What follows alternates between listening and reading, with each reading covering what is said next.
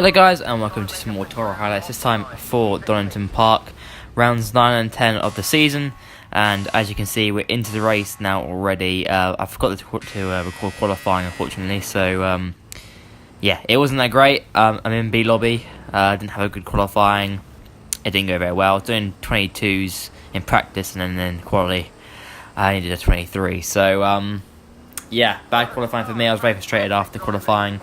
So yeah, that meant we put on pole for lobby B. We just missed out on lobby A, I think by like half a tenth or something like that, at least half a tenth. So it was very annoying to miss out on lobby A. I felt I deserved to be there, but yeah, here we are for race 1 in lobby B. I'm just trying to get home as many points as possible. That's all I'm trying to do now at this point in the season.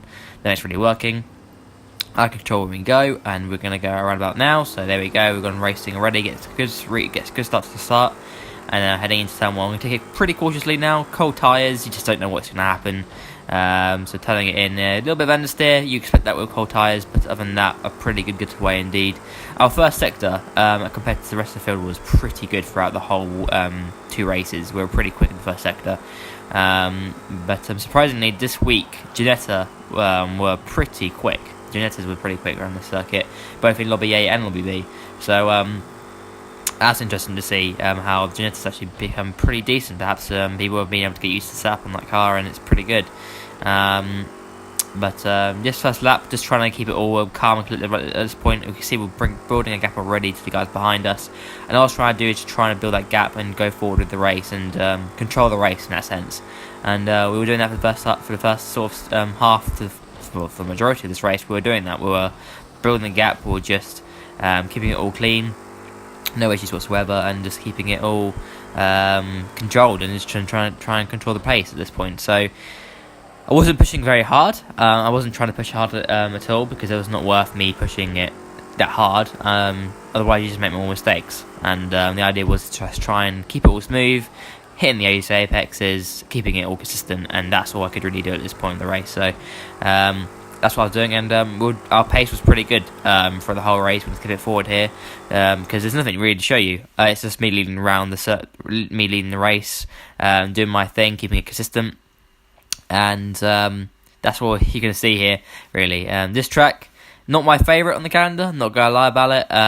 We did obviously Donington Park National for the first rounds. We're here for the Grand Prix circuit, and yeah, I don't really like the Grand Prix circuit either.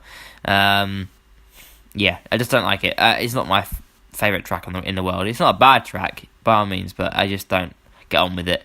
Particularly that last sector where it's all hairpins and they've got that chicane. That chicane is horrible. You have to really cut it, because if you don't cut it, you're just going to slide off the first part of the chicane. So it's one of those circuits where mistakes can really happen, and you've got to make sure you don't do that. And tyres, the tyre model in this game is so fragile that if you spin it, you're going to you're going to damage your tyres big time, and you're not going to recover it really. So towards the end of this lap here, this is actually our fastest lap of the race.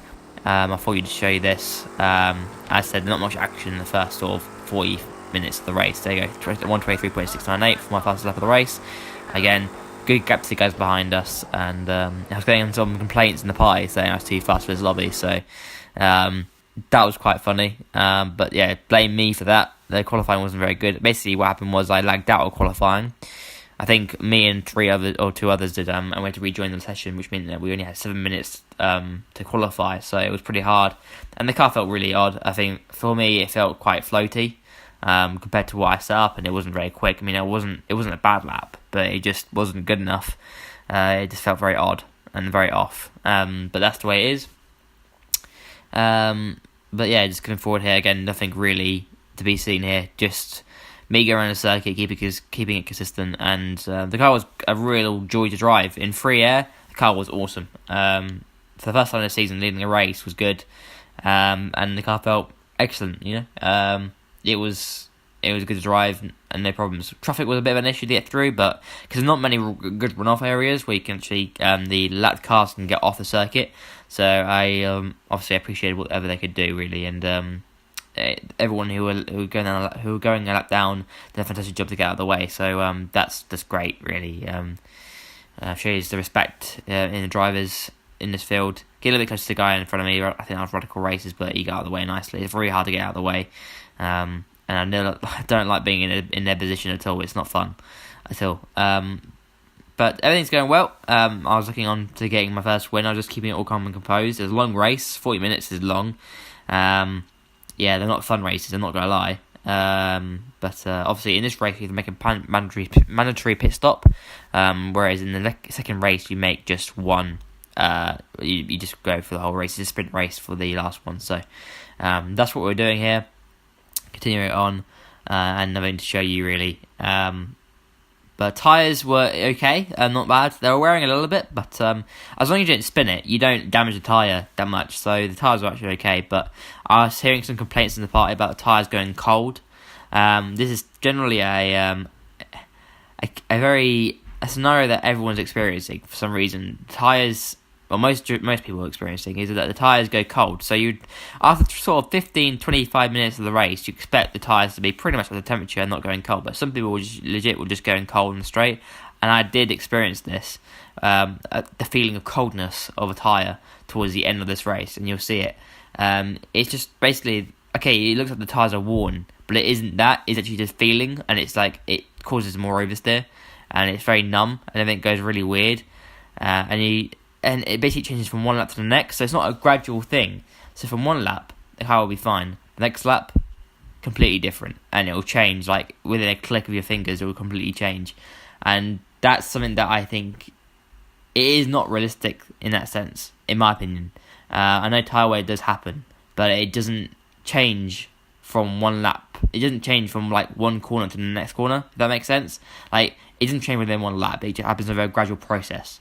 And you feel the difference in your tyres through a gradual process, and that's not what's happening here. People are getting that feeling of coldness, people are getting that feeling of no grip from one lap to the next, and that's inconsistency, in my opinion, in the game. But here we are, coming into this lap 17 of the race. We're going to pit in. We're only stop, we're basically going to splash and dash it, some fuel, and away we go. So we come to the box, no damage, everything was working all fine. And from this part of the race, I think this is the last part of the state race, things started to change in terms of tyres. So yeah, very irritating. But off we go once again, a very quick stop indeed. Everyone behind us has pitted, so I kind of left it into the last minute to pit, because I felt by doing that, it meant that, you know, I could probably just have, I don't know, be lighter for the rest of the race, if that makes sense. So, yeah, here we go. Laps, this end of the race here. This is what happens here. We turn in, release the car, and before that point, I couldn't even turn in for turn one. So I was always understeering off. I was always having a little bit of oversteer, and I losing time. We managed to get it back on circuit before the guy behind us caught up, who was Muriel at this point. He was in the Ginetta. But at that point, spinning, I knew that perhaps I wasn't going to win the race, because I knew that by spinning the car, tyres would be absolutely shagged. So disaster for me there. I lost complete feeling in the car, confidence in the car. Everybody's been complaining about this. I wasn't pushing the car hard either, but it just feels like the tyre went cold. And here, look, just can't turn it in. I'm just struggling to get it turned in for that turn one. I was braking earlier as well. Here, this is where we lose the car at turn one. That's the loss. That is the race win lost. Very angry. I was very angry with that. Nothing really can explain that really. It just frustrates me. Frustrates the hell out of me. Win gone because things change in the races by lap, and that isn't fun. So carrying on to the end of the race. Not bad in the end. It was the way it is. I'm going to come home for P2. I'll take a podium. My first podium on the wheel, I'll take it. But it really should have been the win. It was a dominant race from then onwards. So, but yeah, the ending was a shame. So here we go to the line. We're going to come home to second place. I'll take it, but not overly happy with that. But P2 for us, one of our teammates, Smokey Joe, came P5, who did a decent job there, some good points, but again, not satisfied with that. And moving on to race 2, I really wanted to try and come home in P2 or even win the race. I felt I had the pace to win the race, but that Ginetta was a pretty quick car. So here after the formation lap, we're going to go here, get racing here. For the formation lap, and we're going to go after that to the race start for the last race of this week. So here we go. Any moment now we'll be going racing, and we are going racing now, as you can see. So we get a decent start, got a bit of a, I think Chris MK is right behind us for TM, and he luckily backs out of it, and I left him room. I didn't want to close the door on him, but it ended up badly. But Muri goes really wide there, and there I thought, you know what, perhaps he might bottle it under pressure if I just keep him under pressure, and that's what I was going to try and do here. I knew relatively it's very hard to overtake in these cars. The amount of aero they have, it's they're pretty hard at overtaking. You know, generally it's hard to follow in them, and it's hard to do everything in them that you want to do in a normal race car. So for me, if I could just stay behind him and put him under pressure to know that he, you know, I was there. Look at that, he's making no mistake there. But he doesn't seem to lose much time from that. But all I could do was just keep him under pressure. I wanted P2. That was kind of like a target for me. But P1 would have been great, and but we actually had a formation lap there.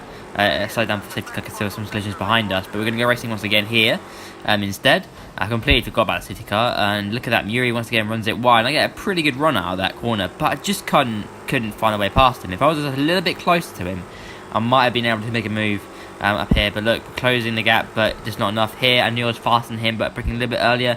Just getting very close to him, and then look at that, following, losing the rear slightly, and luckily keeping it on circuit. But once again, good start to the races. We're very much more aggressive than him on the starts. But again, once again, the idea was exactly the same, keeping it all calm and collected, keeping just Muri under pressure. That's all I could do in this race if I had any chance of winning it, because obviously, arguably, it's hard to overtake around this circuit. Your only options are really turn one. Other than that, it's pretty difficult to overtake. The last sector here as well. If you get a good run from this corner, from this chicane, then yes, but everyone cuts it, so it's pretty hard. He pretty much utilises that advantage. The last two corners are just suicidal corners to overtake at, really. Here, look, you see he's losing the rear there, and I sense an opportunity. This last corner, he seemed to be a little bit more weaker for that last corner as well than I was. I was much more stronger through here. As you can see, he's losing it slightly. I'll take more of a tighter line, he takes more of a wider line and cuts it back in again. So that gets him a better acceleration out the corner. But you see, we closed up a little bit of the gap at that last corner. So I knew where he was struggling. It's just trying to find a way past. About 13 minutes to go in the race. Once again, we're still right behind him, keeping under pressure, not letting him breathe whatsoever. And that's what my main aim was here. Is that in the first sector, I was the stronger driver.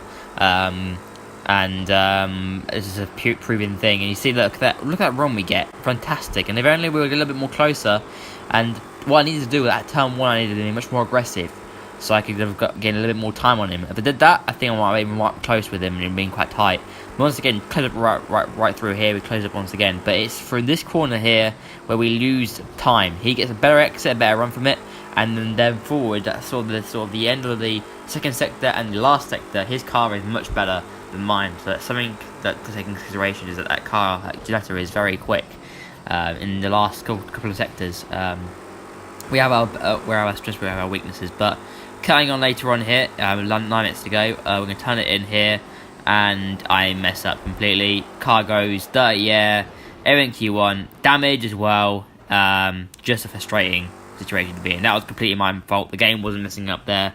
It was just a dirty air that caused that collision, and yeah, I pushed it a bit too far.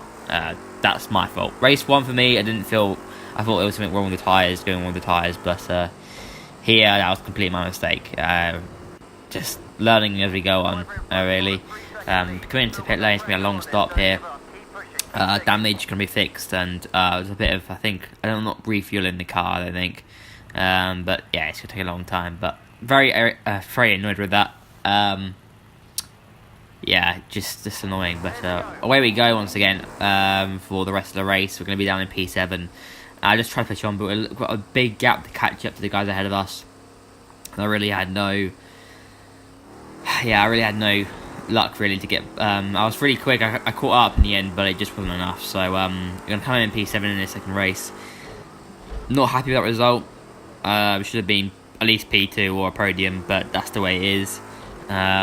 Luck really hasn't been on our side of the season. That's all, and that's the way it is. I've just tried to come home with some points, and no matter how irritating it is, that's all I could do. But I wasn't the only one this week. Chris MK and Webbers did have a bad week as well, like me. So that's the way it is, guys. I hope you guys enjoyed the video. Leave a like and subscribe for more wrestling content on this channel. And I'll see you very soon for some more TORA highlights. See you guys.